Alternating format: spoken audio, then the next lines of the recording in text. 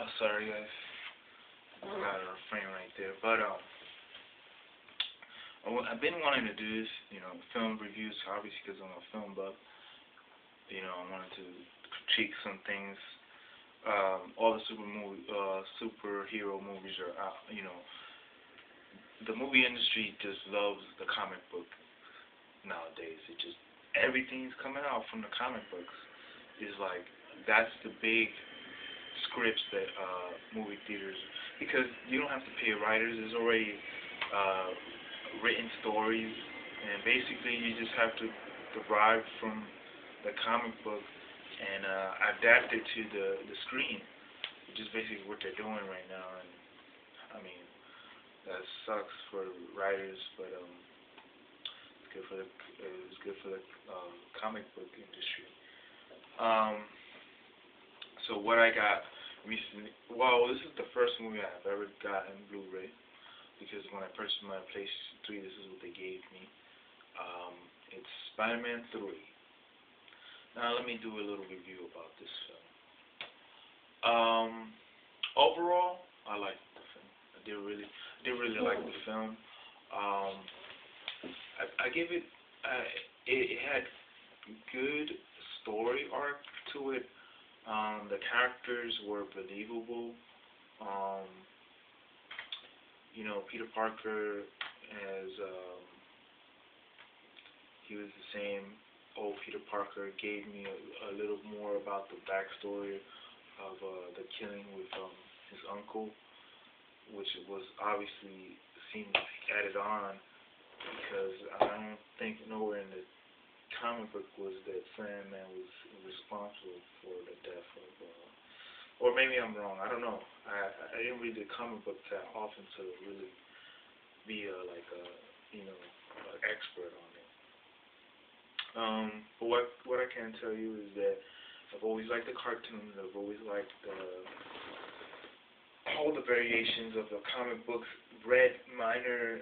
I didn't really like the futuristic type of Spider-Man that came out. I forget what it was called, but I think I had one comic book of that somewhere laying around. So with that said, yeah, I mean the movie's good. And of course the camera angles and the camera style to it was very. Once you get to know me, I'm really a camera buff. I really like cinematography a lot. That's like one of my favorite things about watching films, just the camera work. So what I could say, I did an overview actually on all three movies. The third one is probably the one that I like the second most. It's weird, right? You think you like the first one better. The first one is the one I least like, and the second one is the one I most like.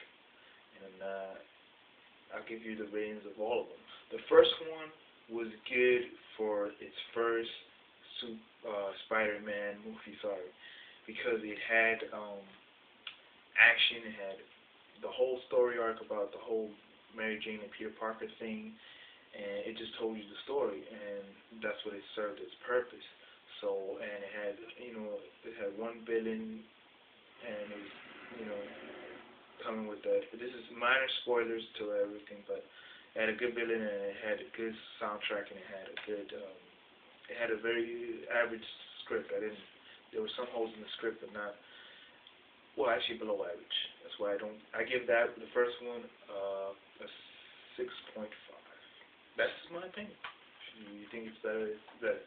The second one is the best one out of the series so far that I think, because it had a villain that was so charismatic and so deeply, I don't know how to explain it. He was just deep, and I think it was Molina. I forget his name. I think it's Anthony or Molina. I know his last name is Molina. He did a great job as Dr. Octopus. He nailed it. He just did what he needed to do, and he was Octopus. He was just Octopus in the flesh. Some of the cast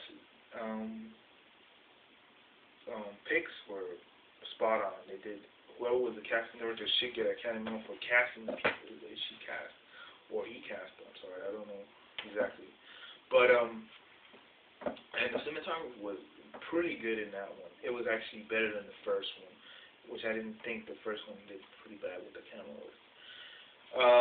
And I give the second one a 7.5. The third one I give a 7, which I own right now. This is the only SpiderMan movie I own. Sorry, I keep making those. Well, that was it. I'm not gonna make it too long, so I don't want to ramble on about it. And I'm still playing this game. I know it's mid-season, but if you're a baseball fan, it's a good season. The only gripes I have about it is there's a lot of cheaters online. There's extremely a lot of cheaters online. I'm gonna do a review on it. I'm gonna do a review on it and try to. I played online. I played mostly online at the moment. Just played the game. Generally, it felt like the older game, but with an updated roster. The graphics are a lot better because it's on the PlayStation 3, and yeah, I mean, what can I give it? I give it a solid 7.5 because it's still the old game, which I still like, and I was addicted to for a long time. But it didn't improve anything, which most sports games don't. They just don't improve in many features. They just evolved, which is basically what they do. They just evolve. They become a better roster. I haven't seen any real innovation in sports games. It's just the same old game with newer roster. Slightly updated graphics, and that's about it. I guess that actually sums it all up. I mean, I'm definitely gonna follow up on a review where I'm more in depth, where I can show you the videos and everything, but unfortunately this is also maybe even an update. I still haven't gotten the point where I can do that. And yeah, that's about it. Alright guys, see you guys later.